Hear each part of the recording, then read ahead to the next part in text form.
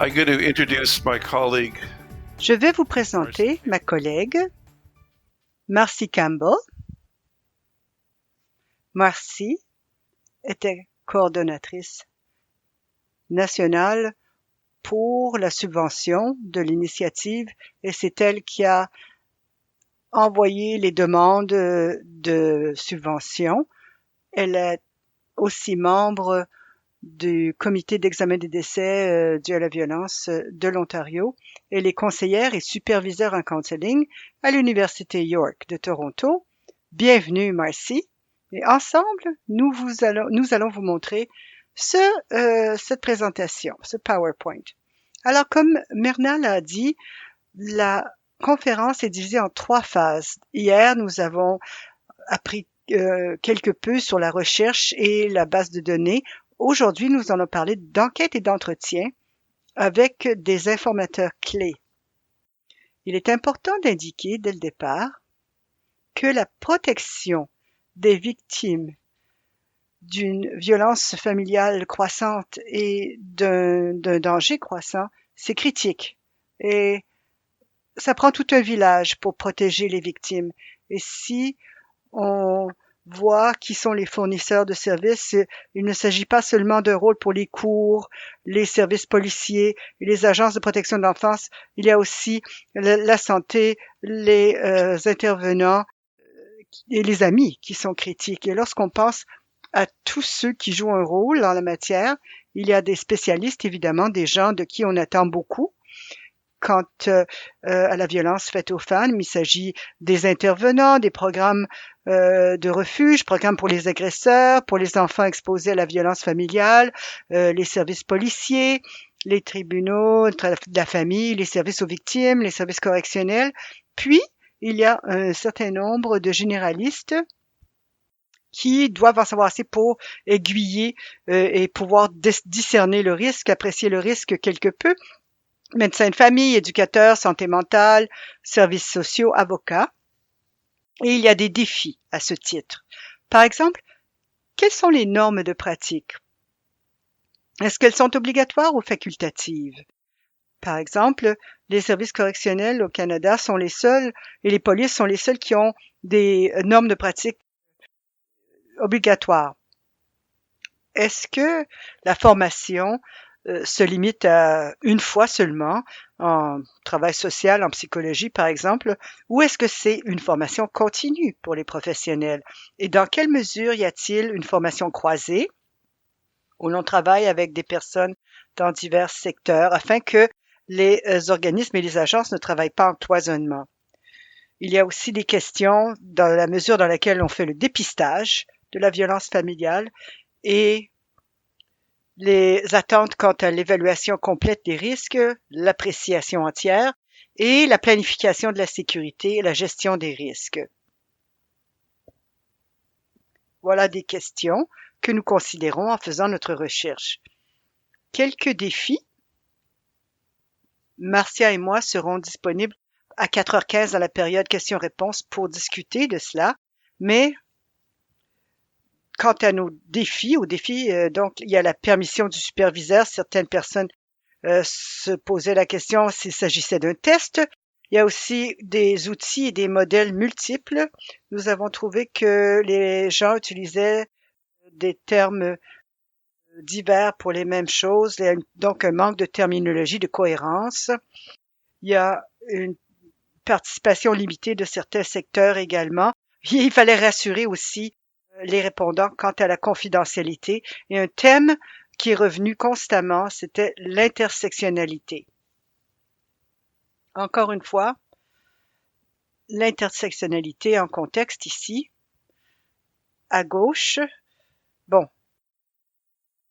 on parle ici de protection de l'enfance et de la question de la violence dans les collectivités autochtones, en reconnaissant l'impact de la colonisation et du traumatisme intergénérationnel dans les communautés rurales et du Nord. Il y a une question de vie privée limitée et l'accès aux armes à feu. Chez les populations réfugiées, il y a le stress de la migration et les traumatismes avant migration. Et pour les enfants, il y a des préoccupations de garde d'enfants. Il y a aussi donc la perte de la garde et la prise de contrôle par les services de l'enfance, par exemple. Tout cela est souligné dans les documents dont Myrna a parlé hier.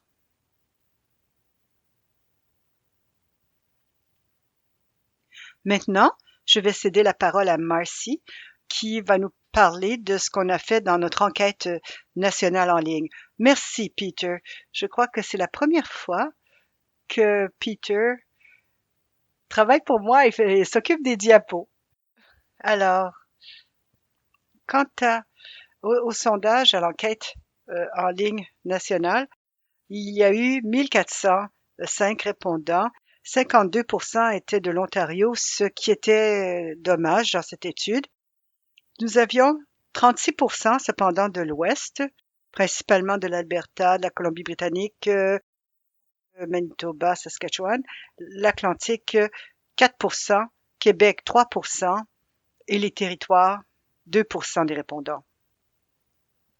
Quant aux questions, il y en avait 12 concernant les pratiques d'évaluation de risque, de gestion de risque et de planification de la sécurité et le travail avec les 4 populations vulnérables visées que nous avions identifiées. Après le sondage en ligne, les répondants ont eu la possibilité de se porter bénévoles pour participer à un entretien approfondi plutôt. 35% de ceux qui ont répondu au premier sondage se sont portés bénévoles ou volontaires pour participer aux entretiens. La majorité des répondants provenaient du secteur de lutte contre la violence faite aux femmes, des refuges, puis des services policiers aux victimes, santé mentale et protection de l'enfance suivants. Les constatations, c'est que 8 sur 10 professionnels ont indiqué qu'ils utilisent un outil structuré d'appréciation du risque. La majorité travaille avec un ou plus des groupes vulnérables que nous avions identifiés. On a aussi vu qu'il y avait une grande variation entre les systèmes et les agences quant à l'évaluation du risque, la planification, la sécurité, la gestion. Par exemple, 70% des policiers déclarent utiliser un outil d'évaluation de risque et au moins 12 outils sont cités cependant. Le plus souvent, il s'agissait d'ODARA, mais aussi Be Safer, SARA et Danger Assessment. Les thèmes qui se sont dégagés dans le sondage quant aux obstacles et aux défis relativement à l'appréciation du risque, etc., c'était la surcharge du système, le manque de ressources, politiques et pratiques désuètes, outils ne correspondant pas aux diverses communautés, épuisement des travailleurs, incohérence entre les secteurs et les agences, et au sein d'agences même, la réticence des survivantes et des agresseurs et le manque de concertation et de collaboration. Et je vais parler de chaque défi et obstacle.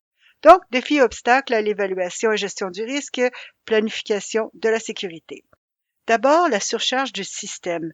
Ici, cette citation pointe à donc une charge de travail accrue, des cas très complexes et donc une charge émotive aussi élevée. Et un des thèmes identifiés, c'était aussi l'épuisement des travailleurs, particulièrement ceux qui n'ont pas été formés ou qui manquent de confiance dans leur propre capacité d'apprécier le risque et de faire la gestion du risque et la planification de la sécurité, ou même quand ils doivent traiter avec des agresseurs intimidants. Nous y reviendrons cet après-midi, particulièrement pour les travailleurs en protection de l'enfance. Prochaine diapo.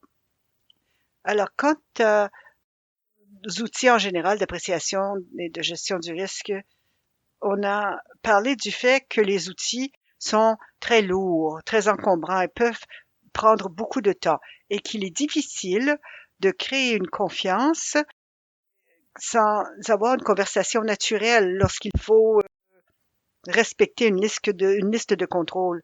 moi, en tant que conseillère à l'université, je peux voir jusqu'à 6 clients par jour à raison de 50 minutes chacun. Ça ne me laisse pas beaucoup de temps pour vraiment engager la participation du client, faire une véritable appréciation du risque et une planification de la sécurité. Le prochain thème traite de l'incohérence entre les agences et les outils et les professionnels qui sont formés à l'utilisation de divers outils ou parfois n'ont pas d'outils particuliers et n'ont pas toujours suivi de formation. Alors, ce thème concernant le format taille unique qui ne convient pas à tout le monde, dans cette citation de répondant, on voit comment les risques qui sont propres à une ville ou une région peuvent être très différents et les variables sont différentes dans chaque communauté. La consommation de substances, l'augmentation d'activités de gang, la traite donc des êtres humains, le nombre de cliniques de méthadone. Et c'est là où il faut pouvoir être souple dans la préparation, par exemple, d'un plan de sécurité. Et on estime aussi que les outils ne sont pas bien appropriés pour les femmes autochtones ou les femmes immigrantes. Ces outils n'ont pas été mis au point pour des populations précises qui ont donc une expérience vécue diverse et les outils, les stratégies pourraient ne pas être culturellement appropriés et ne tiennent pas compte de l'évolution de la situation familiale, par exemple, et des situations en évolution. Par exemple, la recherche sur la prévisibilité des outils d'appréciation du risque standard proviennent d'Amérique du Nord et donc ne s'appliquent qu'à l'Amérique du Nord, en fait, ces recherches. Il faut donc sortir des sentiers battus lorsqu'on parle d'évaluation, d'appréciation du risque, de gestion du risque et de planification de la sécurité. Et lorsqu'on parle de communautés autochtones et immigrantes pour avoir des outils plus intersectionnels. Alors, adaptation des outils. Voici une citation. J'adorerais avoir un outil d'évaluation de risque pertinent, mais la plupart ne conviennent pas aux communautés avec lesquelles je travaille. Ça revient à ce format de taille unique. Et il y a une citation ici du fait qu'on n'utilise pas là-bas un outil standard parce on craint de donner un faux sentiment de sécurité si la situation n'atteint pas une note élevée. On examine plutôt donc un certain nombre de facteurs de risque généraux et on en discute, puis on élabore des plans de sécurité adaptés à la situation réelle de la cliente. Lorsque je parle à d'autres fournisseurs de services, ils me disent souvent qu'ils utilisent les facteurs de risque identifiés par le comité d'examen des décès de l'Ontario et c'est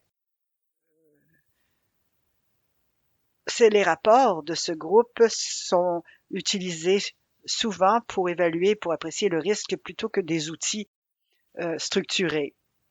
Dans les universités, on recherchait l'adoption d'un outil d'appréciation du risque standard, mais on a trouvé qu'aucun ne captait vraiment la situation des jeunes populations en rapport aux fréquentations amoureuses, par exemple, et il fallait donc utiliser une panoplie d'outils ou créer notre propre outil. Alors, dans la prochaine diapo, on voit qu'il s'agit de la nécessité d'une approche sur mesure pour vraiment utiliser des outils appropriés. Et cette citation indique qu'il y a beaucoup d'outils d'évaluation de stratégie qui sont bien étudiés, mais qui ne sont pas très applicables à la population cliente desservie. Et l'idée d'utiliser le plan formule pourrait ne pas s'appliquer lorsque les gens sont peu alphabétisés, n'ont pas accès à un téléphone, n'ont pas d'argent, vivent dans une communauté isolée, n'ont aucun service. Et c'est un thème qui revient, le manque de services. Il est difficile d'avoir une approche sur mesure ou alors un plan de sécurité efficace ou une appréciation ou une gestion du risque correcte s'il n'y a pas de ressources ou pas de ressources appropriées.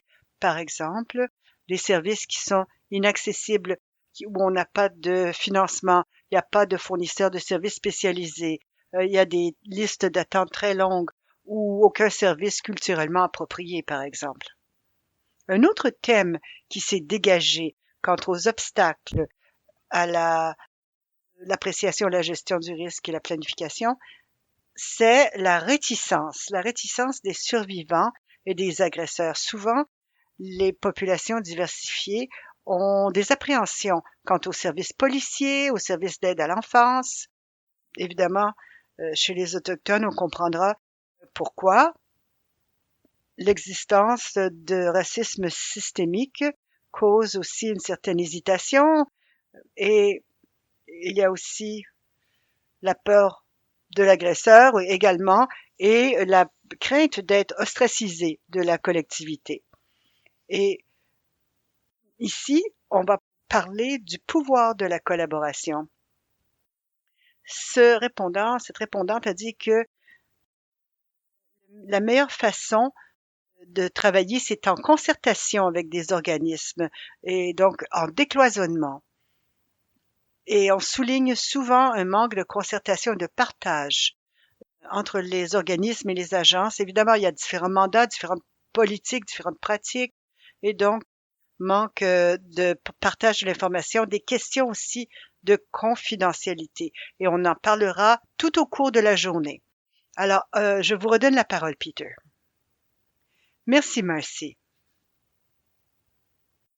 Alors, on revient à notre thème. Bon, après l'étude, nous avons donc tenu 366 entretiens avec des prestataires de services clés, des informateurs clés, des répondants de la violence faite aux femmes, du service de santé, du service policier. On a aussi fait des entrevues, des entretiens partout au pays. Il y en a eu plusieurs, évidemment, de l'Ontario, mais une représentation également de l'ouest du Québec et des provinces maritimes. Certains des thèmes importants qui se sont dégagés des entretiens nous ont permis d'aller plus loin par rapport aux résultats et aux thèmes de l'enquête quant aux besoins de politiques et de pratiques claires et des protocoles entre et au sein d'agences et d'organismes visant à protéger les victimes et les enfants et offrir des services d'intervention pour les clientes. Davantage de possibilités de formation est un autre thème et la redevabilité pour les travailleurs. Il y a beaucoup d'incohérences, pas de pratiques normalisées et même dans un service policier ou un service de santé, il n'y a pas de garantie d'avoir une cohérence quant aux normes de pratique. Manque de concertation, on en a parlé, entre les divers fournisseurs de services et plusieurs services aux victimes se plaignent de devoir travailler en cloisonnement entre les systèmes, par exemple, de justice, le système pénal, le tribunal de la famille. Il y a un manque de partage d'informations appropriées et un thème important qui revient, c'est le manque de pratiques intersectionnelles. Donc, de toute évidence, lorsqu'on étudie la recherche qu'on a menée, et on va en parler davantage dans les présentations à venir aujourd'hui, il est clair, pour plusieurs d'entre nous, que la recherche nous pointe dans une certaine direction et qu'il y a des théories claires quant à l'intersectionnalité, mais il y a toujours un écart entre la théorie et la pratique et nous devons élaborer un plan, une carte meilleure et suivre cette carte. Certains des thèmes qui reviennent constamment. La formation, toujours davantage de formation si possible. Et lorsqu'on parle de formation, une séance de sensibilisation quant à la violence familiale, ce n'est plus assez. Là, lorsqu'on parle de formation, il faut parler des victimes, des enfants, des agresseurs. La formation doit être beaucoup plus intensive, beaucoup plus pratique, beaucoup plus approfondie. Il faut avoir davantage de ressources à cette fin. Ce qu'on a entendu de manière répétée, particulièrement pour ceux qui travaillent dans les collectivités éloignées ou avec les autochtones, la formation et la reconnaissance des besoins peut être très vexante lorsque ça ne mène pas à des aiguillages et des services appropriés. Il faut donc reconnaître les besoins uniques des populations marginalisées et les thèmes que nous avons vus partout au pays étaient également la pénurie de services pour les femmes, la pénurie de services culturellement appropriés et aussi des obstacles pour les populations, chez les populations immigrantes qui font face à des obstacles culturels et de linguistiques également, et le besoin de collaboration, de concertation accrue, partage de l'information entre les systèmes et les organismes, et certainement un message est revenu constamment du secteur de lutte contre la violence faite aux femmes. C'est le fait que les services policiers ont souvent de très bonnes informations d'appréciation du risque, mais c'est maintenu, c'est conservé dans le système de justice et que ce n'est pas partagé avec les autres secteurs. Et donc, les gens continuent à travailler en cloisonnement, ce qui crée un danger accru. Il y a aussi un manque d'accord sur les outils d'appréciation du risque. Il y a une recherche émergente aux États-Unis où l'on propose que tous les secteurs se mettent d'accord sur 6 ou 7 facteurs de risque qui mènent à une appréciation des facteurs importants qui permettent un dépistage. Au Canada, nous avons certaines excellentes initiatives, on en entendra parler davantage tantôt, mais on estime quand même au pays que les gens ne se concertent pas pour mieux protéger les victimes et leurs enfants. Et encore une fois, le message clé, c'est que cette évaluation du risque n'est pas une fin en soi. Elle doit conduire à la planification de la sécurité, à la gestion des risques. On a parlé de cela de manière approfondie à notre comité d'examen des décès dus à la violence familiale. Il faut que ça mène à une approche d'ensemble quant à la planification de la sécurité et à la gestion des risques. Encore une fois, pour davantage d'informations, vous pouvez certainement nous joindre, Marcie ou moi, et je vous recommanderais de passer un certain temps sur notre site web, le site web de l'initiative. Vous y trouverez des renseignements précieux. Il y a des outils d'évaluation du risque très complets, mais aussi plusieurs mémoires qui traitent de manière approfondie de tous les enjeux dont on vient de discuter. Je sais que le temps file et je continue donc afin d'indiquer que bien que la présentation semble être en accéléré, de mon point de vue certainement et de celui de Marcie, à 4h15, nous aurons l'occasion d'entrer dans bien des détails à l'égard de nos travaux et nous aurons l'occasion d'en apprendre davantage de la part d'autres présentateurs qui seront là également pour discuter avec vous.